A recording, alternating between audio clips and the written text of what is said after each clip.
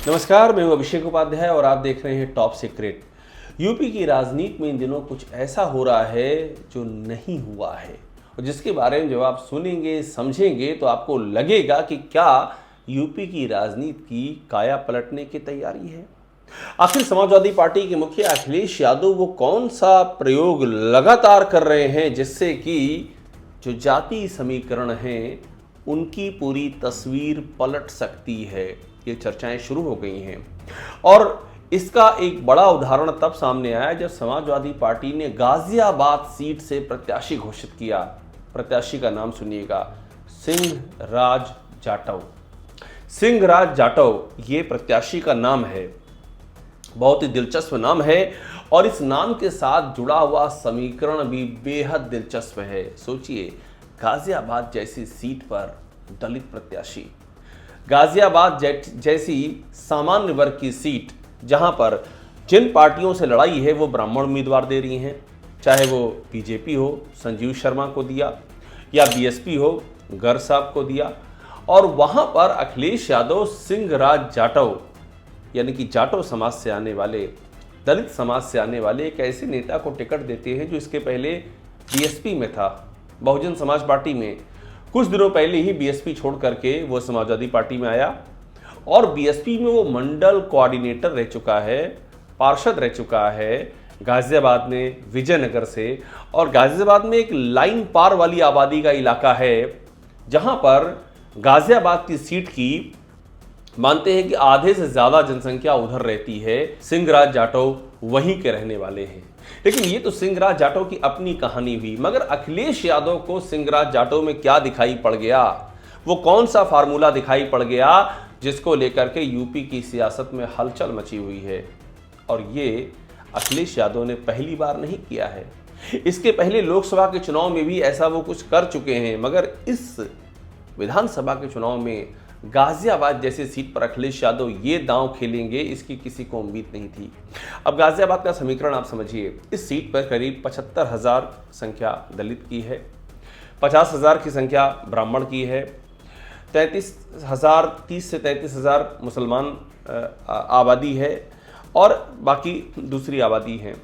अब इसमें समीकरण ये है कि अगर ये दलित और मुस्लिम और ओबीसी ये तीनों मिलते हैं तो ये राह आसान हो जाएगी समाजवादी पार्टी की। हालांकि गाजियाबाद में आपको बताऊं बीजेपी की फेवरेट सीट रही है, इस सीट पर बीजेपी का डंका बोलता है। लोकसभा सीट पिछले कई लोकसभा से बीजेपी के ही पास है, मगर यहां भी एक बड़ा सवाल है कि अखिलेश यादव ने जो गाजियाबाद में किया है उसके पीछे का मकसद क्या है।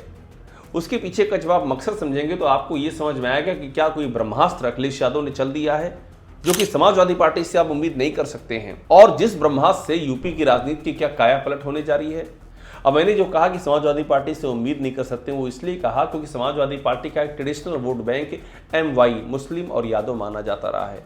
उसमें अगर दलित बिरादरी में समाजवादी पार्टी इस तरह से सेंधमारी कर रही, वो भी उन सीटों पर जा करके जो कि जनरल सीटें हैं, जहां पर ब्राह्मण, ठाकुर और जनरल कैंडिडेट जो जनरल कास्ट हैं उनके उम्मीदवार खासी अहमियत रखते हैं, वहां पर एक दलित वर्ग का उम्मीदवार देना, ये क्या यूपी की जाति समीकरण को नए सिरे से परिभाषित करने की कोशिश है क्या?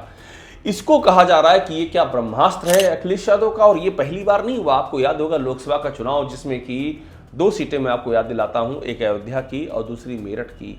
ये दोनों सामान्य सीटें हैं। अयोध्या मतलब फैजाबाद, लोकसभा का नाम फैजाबाद है लेकिन अयोध्या के नाम से ही वो रिकॉल वैल्यू है उसकी। तो वहां पर अखिलेश यादव ने इन दोनों ही जगहों पर जो कि सामान्य सीटें हैं वहां पर दलित उम्मीदवार दिए। फैजाबाद सीट से अवधेश प्रसाद को दिया और मेरठ से सुनीता वर्मा को दिया। अवधेश प्रसाद चुनाव जीत गए।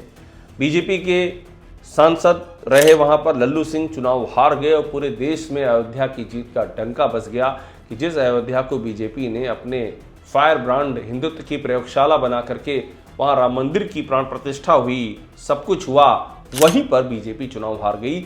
एकदम से ऐसा लगा कि देश की राजनीति की शक्ल बदल रही है जो अयोध्या में हुआ। मेरठ में भी सिर्फ 10,000 वोटों से सुनीता वर्मा चुनाव हारी और अरुण गोविल जो रामायण में राम की भूमिका से चर्चा में आए थे, उनके लिए बहुत ही मुश्किल लड़ाई हुई। वहां भी यही हुआ कि एक सामान्य सीट पर दलित उम्मीदवार। और इस रणनीति का आप फायदा देखिए, अभी जो लोकसभा चुनाव में समाजवादी पार्टी को 37 सीटें मिली हैं, इतिहास में सबसे ज़्यादा। इसके पहले साल 2004 में 34 सीटें मिली थीं, जब नेताजी मुलायम सिंह यादव जो समाजवादी पार्टी के संस्थापक हैं, उनकी अगुवाई में वो 2004 का चुनाव लड़ा था। और वो अब तक का सबसे टॉप था, शीर्ष था समाजवादी पार्टी का, जिसे अखिलेश यादव ने तोड़ दिया, 37 तक ले गए।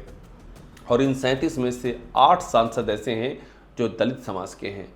अब आप ये सोचिए, अखिलेश यादव की पार्टी, जिसको ट्रेडिशनली जाना जाता था मुस्लिम प्लस यादव, या कुछ और ओबीसी जोड़ लीजिए, इन सबको जोड़ करके जिसका एक वोट बैंक माना जाता था, उसका एक्सपेंशन आप देखिए किस तरह से वो दलित वोट बैंक में वो किस तरह से भीतर ही भीतर अपनी जड़ें जमाने की कोशिश कर रही है। और उसके परिणाम भी सामने आ रहे हैं।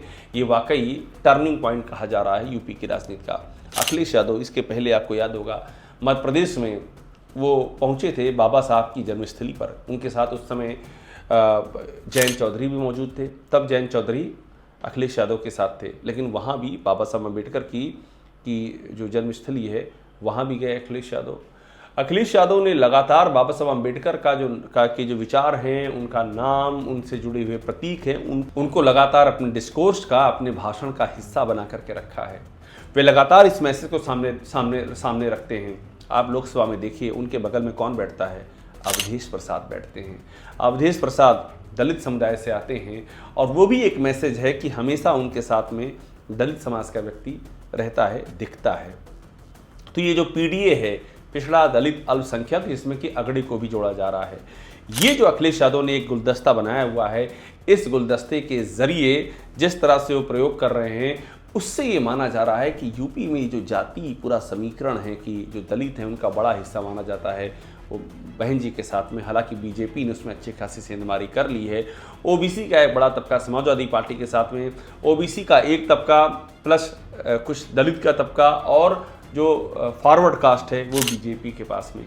ये पूरा समीकरण उलटने की कवायद है। और आप सोचिए इस बात को कि अगर ओबीसी प्लस दलित का एक चंक, बड़ा चंक दलित का, मुस्लिम का पूरा समर्थन समाजवादी पार्टी को दिखता है, इसमें कोई दो राय नहीं। अगर ये चंक और कुछ अपर कास्ट आ जाते हैं तो समाजवादी पार्टी के लिए 2027 की राह बेहद आसान हो जाएगी। तो इसीलिए कहा जा रहा है, गाजियाबाद में सिंह राज जाटव ये एक नाम नहीं है, ये वहाँ के उम्मीदवार का नाम नहीं है। ये अखिलेश यादव ने क्या कोई ब्रह्मास्त्र चल दिया है, और वो ब्रह्मास्त्र गाजियाबाद और उससे पहले मेरठ और अयोध्या जिसकी झांकी हैं, मगर असली पिक्चर अभी बाकी है।